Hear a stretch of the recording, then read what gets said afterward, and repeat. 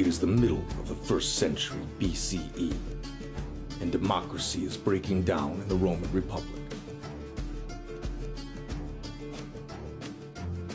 It is a time of rioting and violent political upheaval. This is the troubled world that Julius Caesar was born into.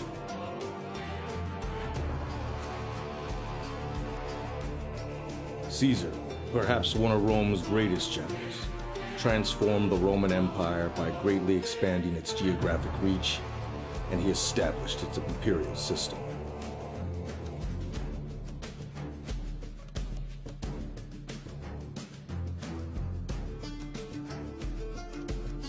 Allegedly a descendant of a Trojan prince, Julius Caesar's auspicious birth on July 12, 100 BCE, marked the beginning of a new chapter in Roman history. By the age of 31, Caesar had fought in several wars and become involved in Roman politics. After several alliances, he became dictator of the Roman Empire. This led to a senatorial coup and Caesar's eventual assassination on the Ides of March.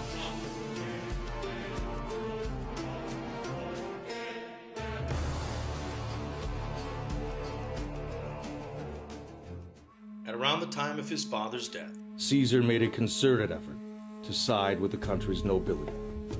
His marriage to Cornelia, the daughter of a noble, had drawn the ire of Rome's dictator, Sulla, who ordered the young Roman to divorce his wife or risk losing his property. Caesar refused and found escape in the military, serving first in the province of Asia and then in Sicilia. Following the death of Sulla, Caesar returned to Rome to begin his career in politics as a prosecuting advocate. He decided to relocate temporarily to Rhodes to study philosophy.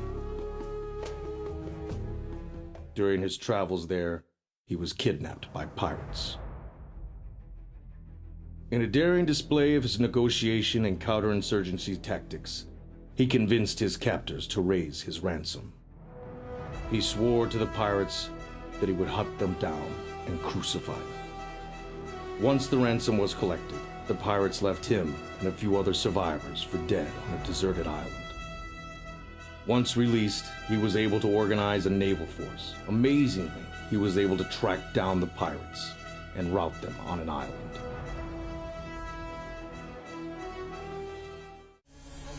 True to his word, Caesar crucified them.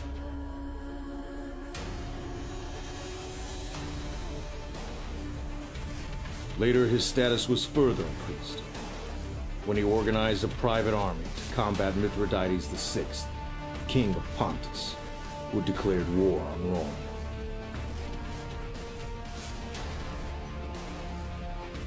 Julius Caesar was heavily outnumbered, and it is here that his military genius could be seen for the first time.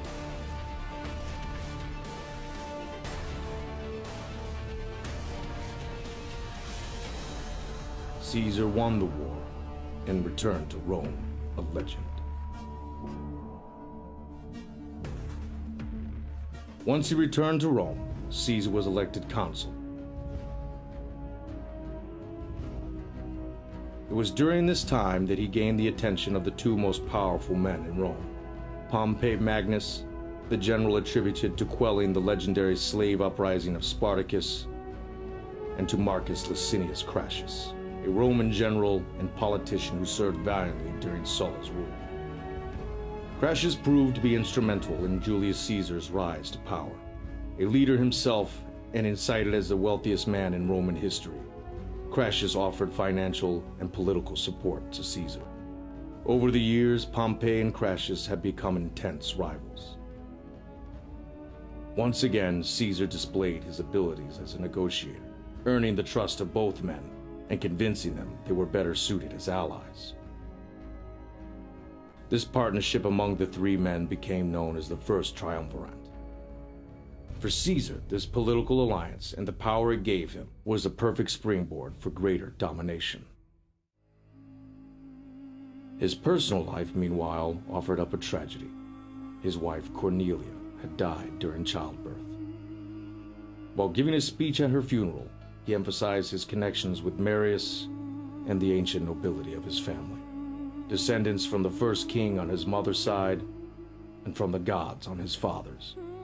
This revealed a notable talent for self-dramatization and the conception that there was something exceptional about him.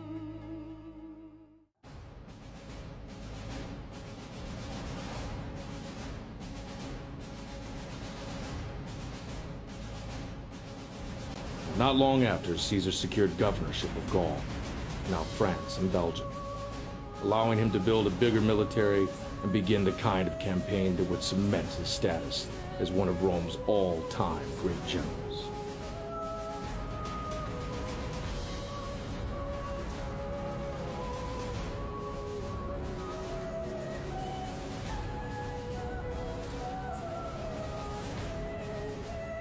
It was here that he faced the army of Vercingetorix. Vercingetorix is reported to have had 1 million men in his army. Caesar marched forth with 4 legions.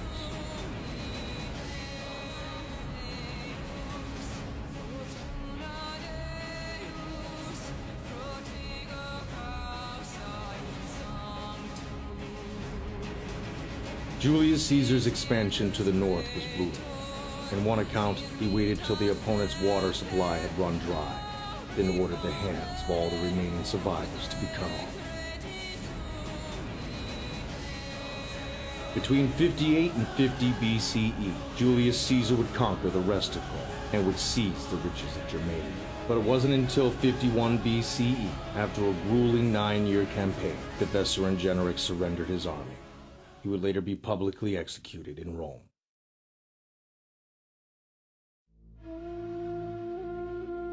Even while conquering Gaul, Caesar was mindful of the political scene back home, and he hired key political agents to act in his behalf in Rome.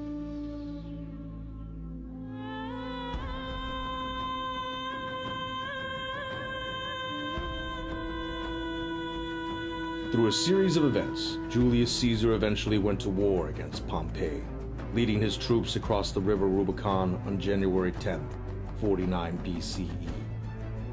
With Pompey further aligning himself with nobility, and the nobility increasingly seeing Caesar as a national threat, civil war proved inevitable.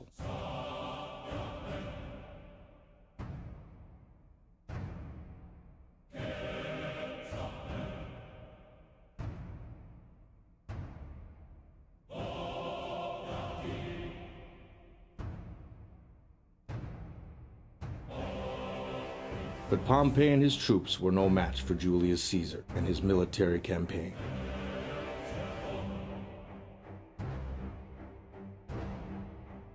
By the end of 48 BCE, Caesar had pushed his enemies out of Italy and pursued Pompey into Egypt, where he was eventually killed.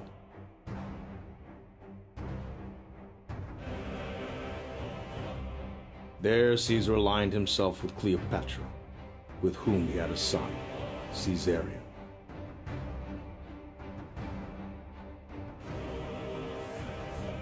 Upon his return to Rome, Julius Caesar was made dictator for life and hailed as the father of his country.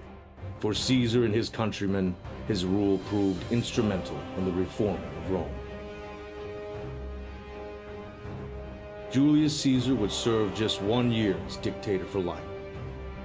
He was assassinated on March 15, 44 BCE, in the halls of the Senate.